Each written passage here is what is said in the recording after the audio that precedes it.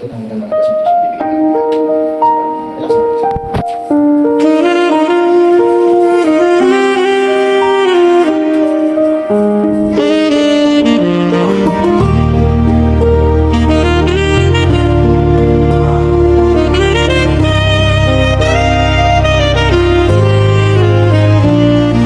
Tahimik ang mundo, pagod ang katawan.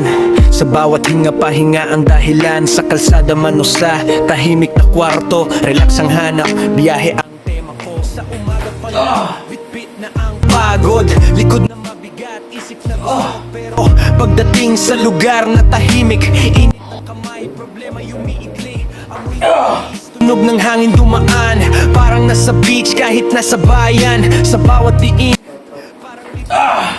Doro vibes, kalmado ang lakbay. Huminto sandali, pakinggan ang sarili. Hindi lahat ng laban kailangang madaliin. Pahinga rin ang sikreto ng lakas sa tamang alaga. Babalik ang sigla at tapan. Master Eric sa biyahe ng ginhawa. Ang destination, stress ay nawawala.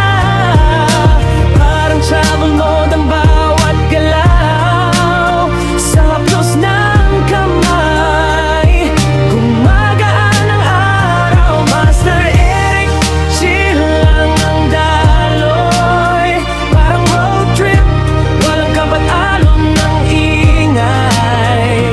Relax your mind, reset ang katawan. Sa bawat session, bagong simula naman.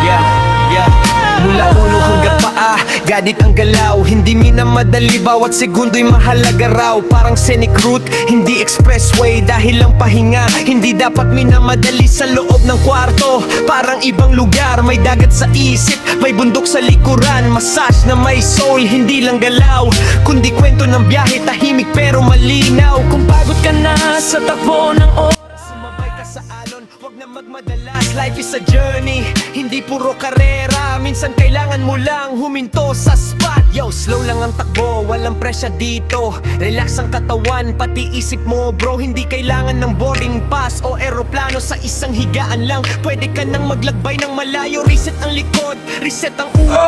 From stress to peace, mabilis ang pagitan. Master Eric ang guide sa Sir, kumusta naman yung ating body adjustment? ay hindi Yun nga, script. sobrang gaan ang pangaramdam ng katawan mo. Thank you kay Master Eric. Salamat. Ito, thank you rin bro.